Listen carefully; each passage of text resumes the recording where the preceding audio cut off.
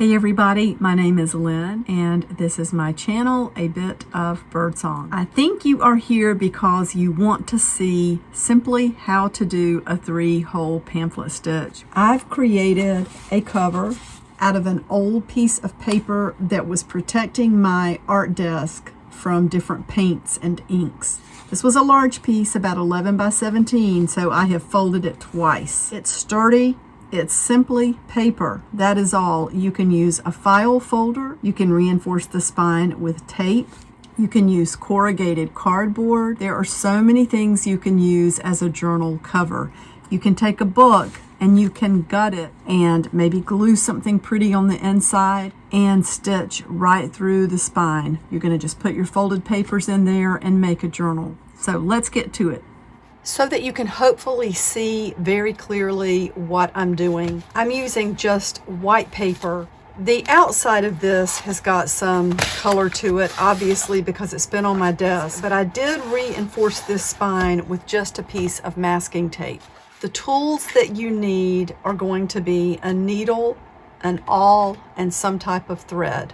Just those 3 things in order to bind your journal. As you can see with the needles, there are different sizes.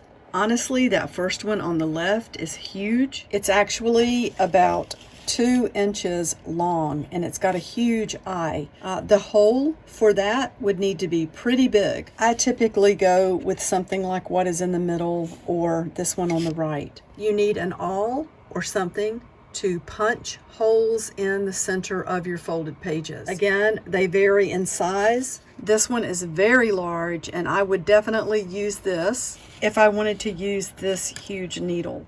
This awl is also pretty large. You can tell by looking at it. We have a couple of smaller ones.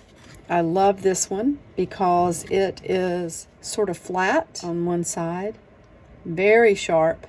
You can use it to make sort of a slit, and once you get it in, you can rotate it to increase the size of the hole in the papers if you need to. Then there is cord and thread. I'm going to be using this very thick hemp cord. I like hemp cord a lot. It's very durable usually. Just be careful if you buy cords that are cheap. They can break easily. I have had good luck with waxed threads. You can buy waxed linen that's very strong. I've also purchased cheap waxed linen that broke when I tied the knot. This is a silk thread, and even though it is very lightweight and thin, it's very strong. A lot of times you can find cording in the jewelry section. You can see this says bead landing. This is a hemp cord. Not too thick, but it has enough thickness to it to be pretty if you want it to hang on the outside of the journal, and it is strong. I usually pull on my cord or thread before I ever even start to use it to make sure it's going to hold when I tie it at the end of the binding process. Let's choose the needle in the center because this cord is rather thick. Now let's pick an awl. I'm going to go with this one because it's kind of middle of the road. I have folded all of my pages. It's just a variety of white pages that can be written on. I would say probably 20 pages. The first thing we're going to do, holding all of our pages together, and you will get better and better at this as you go. I use my hand like a cradle. I've got my thumb on the inside and my index finger here. And then on the outside, I have these other fingers holding everything tightly in place. I'm going to go to about the center. We've got a couple of pages standing up higher than the actual book cover. But from the book cover, which is about right here, let's just go to the center. And we're going to punch a hole all the way through. I get it started and then I kind of turn the book over so that I can push the awl straight up and watch that it comes through the center of that spine. And again, I'm going to twist this awl a little bit once I get it in. We're just going to sit it there to rest, and I am going to thread this needle. So we just need to flatten the end of the cord. Sometimes even if you dip it in some water, and use your fingernail to flatten it out, you can get it flat enough to just go right through. Just be patient. See, there it went right through. And To measure your cord, I usually do 1, 2, 3 lengths of cord. This was all I had left of this, so it's a little bit more than 3 lengths, but we're going to use it anyway. If you want your strings to hang on the outside so you can have pretty charms, you're going to start the needle from the outside in. Once again, we're going to hold the pages into place.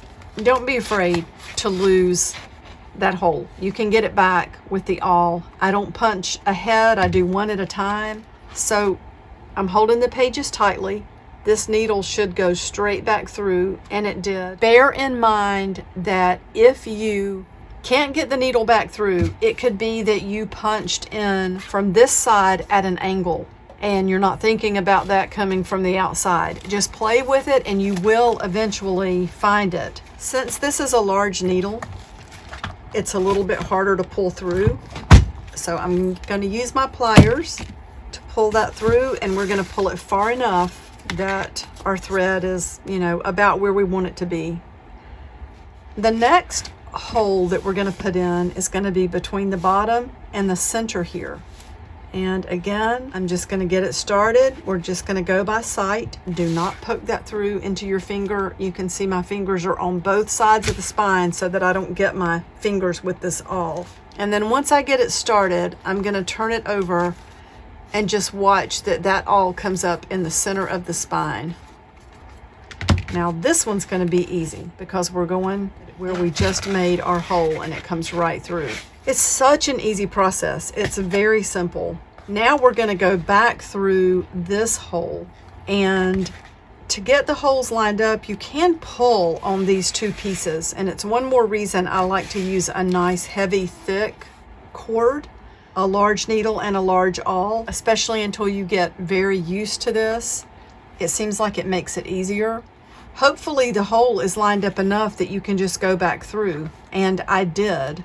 You don't want to split the thread or punch the needle through it, is what that means, because if you do that, there's no adjusting it anymore ever again, and it weakens the thread. It's not a huge deal, but it is good to try not to do that. I can tell that I didn't split mine because the thread will move. If you can't, let's just say you can't find the hole, it is perfectly fine to come back from this side, put the awl through again, and pull that thread down and out of the way so that you've got a clear pathway again, and just try it again. I'm going to push that down so the needle kind of pops up through there, and it comes right through. So this is going to be the last hole that we make and the last stitch. We're going to go again at a center point between this hole and the top of the book. I'm going to get it started, and I'm going to turn the book over so that I can see as that comes through and try to make sure that it's coming through right in the center of the spine. And it is, so let's just push it through. I'm going to twist that awl, and this is another easy stitch. We're going right in from the inside to the outside and just pull that right through. Then let's take the needle off of the thread, put it away right away, especially if you have pets or children. Now I want to show you something real quickly. I'm going to pull this thread under here so that that's not wrapped around the bottom there. Probably the bottom thread needs to be a little bit longer because we're going to pull it up, and we want these to be about equal. However, since I have so much extra thread, we don't have to worry about that. I had extra cord when I measured it, and I didn't even have to cut it. It was the end of the spool. You can adjust the cords though if you need to. You can just pull it through and it should adjust easily because you didn't split the thread, and we're just dealing with these 3 holes. What I want to show you, bear in mind that you could go further down with these holes. You could also turn this into a 5 hole, but we're only doing the 3 holes. So I just want it to be simple. I want it to be a way where you can keep your papers together and make a simple junk journal. I make sure that the threads are tight, but not so tight that it starts to rip the pages. And then we're going to make our first knot. And if you bring it up to the top, the threads are going to hang down so that you can have some little charms on the outside. And something that I learned when I was making jewelry to always make sure the elastic cord held was to put a tiny, tiny drop of glue between the first knot and the second one. And that's just something I always do to make sure that that thread is going to stay there and hold. Of course, with the jewelry, I was using a different type of glue, but I still am sort of stuck in really liking to do that to make sure it holds. So there is our second knot. Well, I guess it's just one knot, but we tied it once and we tied it again. And then we have this very cool junk journal full of, you know, plain pages. It's ready to write in. It's ready to do art in. It's just so much fun to make these. We could decorate the cover. You can put your name. You can add some sort of fun closure. You can see that a couple of the pages are over the edge. We can tear those and that's going to make them very cool. I just used this almost as a straight edge. You can use a binder clip to keep your book closed. But let's go ahead and add 3 very pretty and bright beads to our binding cord.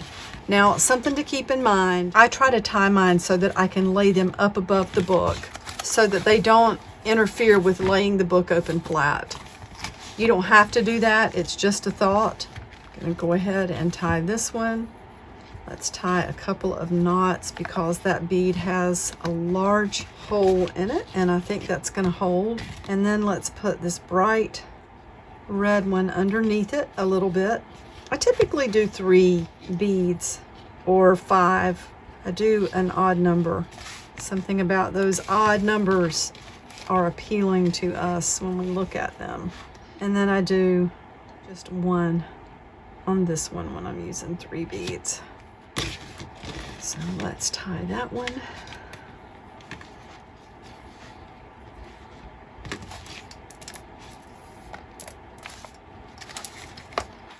And that is our junk journal with a very simple 3-hole pamphlet stitch binding.